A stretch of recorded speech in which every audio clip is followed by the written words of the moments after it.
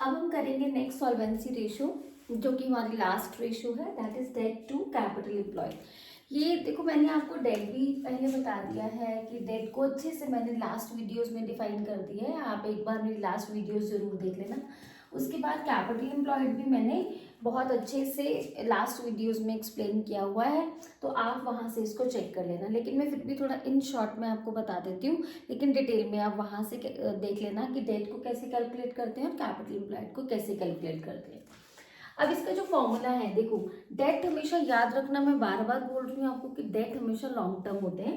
तो debt to capital employed मतलब long term debt upon capital employed. Debt का मैं इन शॉर्ट बता देती हूँ, लेकिन डेट को और एक दो तरीके से और भी डिफाइन किया जाता है, वो मैंने लास्ट वीडियोज में बता दिया था। अब बताना टाइम वेस्ट होगा, तो मैं एक बार आपको फिर भी इन शॉर्ट बता देती हूँ कि डेट क्या होता है। Long term borrowings plus long term provisions, clear. और कैपिटल एम्प्लॉयड क्या होता है, डेट प्लस इक्विटी। ये चीज क्लियर होगी, ये पहले भी आप मेरी वीडियोस देख लें।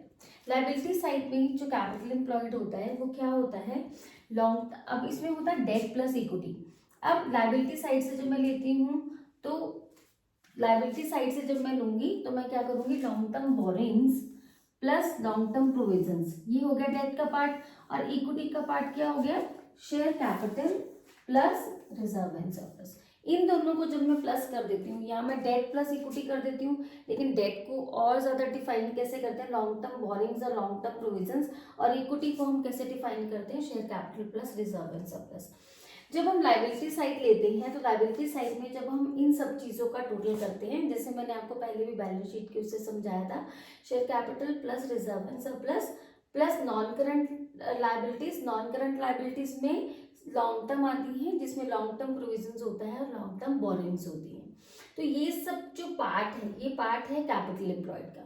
ये तो हो गया कि अगर मुझे लाइबिलिटी साइड लेना है तो मैं इन इन इन सब चीजों को प्लस कर दूंगी, तो मेरे पास कैपिटल एम्प्लॉयड आ जाएगा। या इनडायरेक्टली डेट प्लस इक्विटी मेरा क्या होता है, capital debt, long term debt. ठीक है। अगर मैं एसेट साइड से लेती हूँ, देखो एसेट साइड से अगर मैं इधर से चलती हूँ, तो non current assets plus current assets minus current liabilities.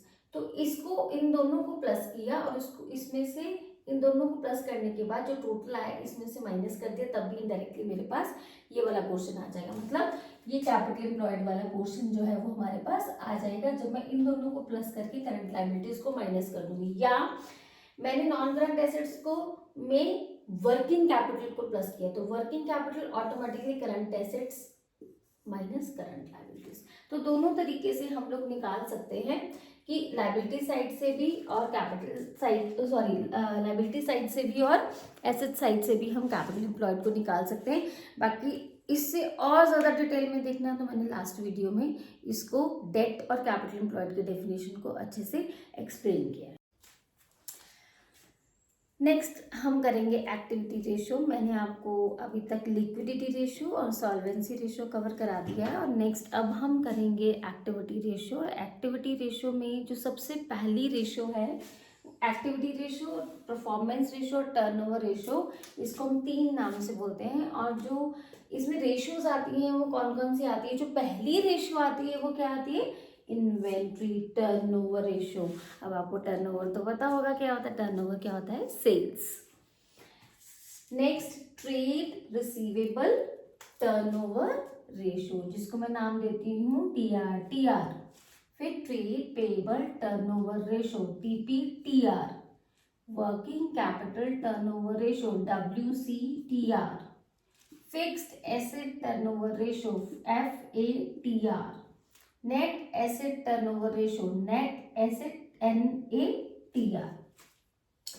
तो कितनी रेशियोज है, टोटल 6। जो जनरली वैसे क्वेश्चन पूछे जाते हैं फर्स्ट 4 से ज्यादा पूछे जाते हैं, बट हाँ, अब CBSE या ISC में कुछ पता नहीं है कि दूसरी रेशियोज भी पूछी जा सकती है, फिक्स एसेट टर्नओवर और नेट, क्योंकि हम सारी रेशियोज ही कवर करेंगे इसमें। तो इसमें जो सबसे पहली रेशो आती है वो कौन सी है, इन्वेंट्री टर्नओवर रेशो। अब देखो, कहीं ना कहीं इन्वेंट्री क्या होता है, स्टॉक होता है। टर्नओवर क्या होती है, सेल्स होती है। तो कहीं ना कहीं इसका जो कनेक्शन है वो कहीं ना कहीं कॉस्ट ऑफ गुड्स सोल्ड से होना चाहिए। ठीक है, क्योंकि ये इन्वेंट्री की बात हो रही है। अब इन्वेंट्री में जो फॉर्मूला है, टर्नओवर मतलब टर्नओवर मतलब सेल्स। तो इन्वेंट्री के साथ टर्नओवर है तो कहीं ना कहीं कॉस्ट इन्वॉल्व और सेल्स इन्वॉल्व। तो इसका जो फॉर्मूला है वो क्या है, cost of revenue from operation, जिसको हम कॉस्ट ऑफ गुड्स सोल्ड भी बोलते हैं, अपॉन एवरेज इन्वेंट्री। जब हम इन दोनों को डिवाइड कर देते हैं तब हमारे पास जो रेशो आती है वो कौन सी आती है, इन्वेंट्री टर्नओवर रेशो। अब सबसे बड़ी बात है कि हमने देखो एवरेज इन्वेंट्री तो इजी है कि हमने करा, एवरेज किसी भी चीज को निकालने के लिए हम क्या करते हैं, opening plus closing divided by 2। लेकिन जो मेन है वो कॉस्ट ऑफ गुड्स सोल्ड। देखो 11th में भी आप लोगों ने किया है कि कॉस्ट ऑफ गुड्स सोल्ड क्या होता है, opening at purchases at direct expenses minus closing stock या क्लोजिंग इन्वेंट्री। तो हमने तो सिंपल है, हमने क्या करा, ओपनिंग इन्वेंट्री को प्लस किया प्लस परचेजेस किया, ठीक है, एड डायरेक्ट एक्सपेंसेस किए, डायरेक्ट एक्सपेंसेस आपको पता ही 11th में आप लोगों ने किया है, माइनस क्लोजिंग इन्वेंट्री, ठीक है। तो ये तो सिंपल है, कॉस्ट ऑफ गुड्स सोल्ड का फॉर्मूला है। उसके बाद कॉस्ट ऑफ गुड्स सोल्ड का फॉर्मूला क्या है, रेवेन्यू फ्रॉम ऑपरेशन में देखो प्रॉफिट माइनस होता है और लॉस प्लस होता है, ये ध्यान में रखना है। GL means gross loss, GP means gross profit. Revenue cost कब निकलेगी, जब हम लॉस को प्लस कर देंगे, और कॉस्ट कब निकलेगी, जब हम revenue from operation, revenue from operation क्या होता है, सेल्स, सेल्स में से जब हम ग्रॉस प्रॉफिट को माइनस कर देंगे। तो इस तरीके से ये वे है जिस तरीके से हम कॉस्ट ऑफ गुड्स सोल्ड निकाल सकते हैं और एवरेज इन्वेंट्री निकाल सकते हैं।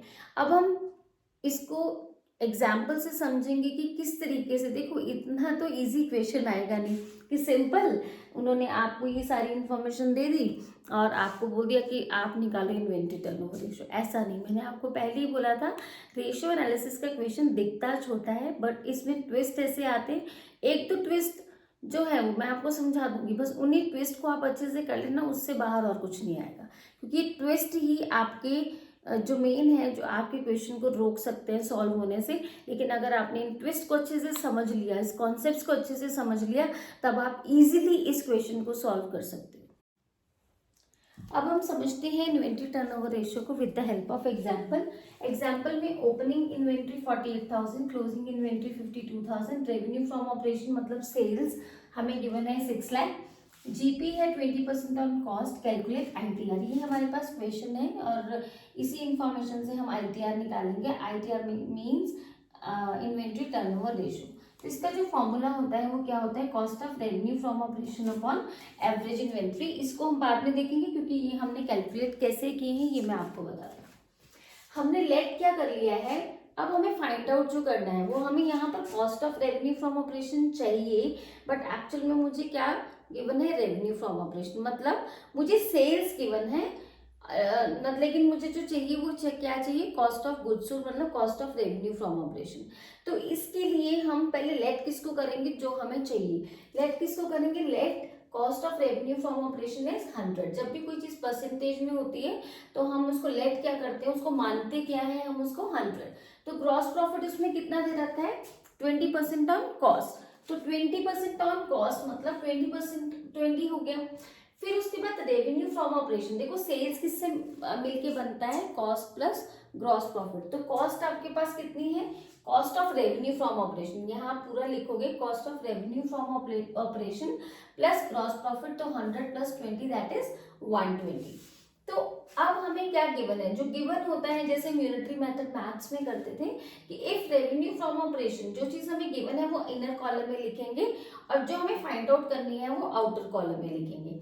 अब दोनों इंफॉर्मेशन जो हमने मानी है वो भी और जो हमें एक्चुअल में गिवन है वो भी। जैसे if revenue from operation is 120 then cost is 100, जो चाहिए वो हमने बाहर लिख लिया। If it is 1 then cost is 100 upon 120। अगर ये 6 लाख है तो 100 अपॉन 120 इंटू 6 लाख। तो हमारे पास cost of revenue from operation क्या आ जाएगा, ₹5 लाख। तो कहने का मतलब कॉस्ट कितनी है 5 लाख, इसका अगर मैं जीपी निकालूं तो वो कितना हो जाएगा 1 लाख, और इसका जो रेवेन्यू फ्रॉम ऑपरेशन ये हमें गिवन था, लेकिन मुझे cost of revenue from operation चाहिए था, इसलिए मैंने with the help of unitary method मैंने cost of revenue from operation निकाल लिया। अब मुझे क्या निकालना है, मुझे ये चीज इन्फॉर्मेशन तो मिल गई, लेकिन नेक्स्ट मुझे निकालना है एवरेज इन्वेंट्री। तो एवरेज इन्वेंट्री कैसे निकलता है, opening inventory plus closing inventory divided by 2। अब ओपनिंग इन्वेंट्री, अब मेरे पास इन्वेंट्री कितनी थी 48,000, क्लोजिंग इन्वेंट्री कितनी थी 52,000। जब मैंने ओपनिंग, आप यहाँ पे ना पूरा लिखोगे, मैंने तो अभी आपको समझाने के लिए ओपनिंग इन्वेंट्री नहीं लिखा, सिर्फ ओपनिंग प्लस क्लोजिंग लिखा है, लेकिन आप इसको पूरा लिखोगे opening inventory plus closing inventory divided by 2। किसी चीज का भी एवरेज निकालना होता है तो हम डिवाइडेड बाय क्या करते हैं 2। तो 48,000 प्लस 52,000 डिवाइडेड बाय 2, तो हमारे पास ये 50,000 आ जाएगा। तो दोनों इन्फॉर्मेशन हमारे पास आ गई। जो मुझे इन्फॉर्मेशन चाहिए थी, कुछ क्या चाहिए थी, cost of revenue from operation upon average inventory. Cost of revenue from operation मैंने कितना निकाला 5 लाख, एवरेज इन्वेंट्री मैंने कितनी निकाली 50,000। तो जो हमारा आईटी है ना, मतलब इन्वेंट्री टर्नओवर रेशियो, वो आ गया कितना 10।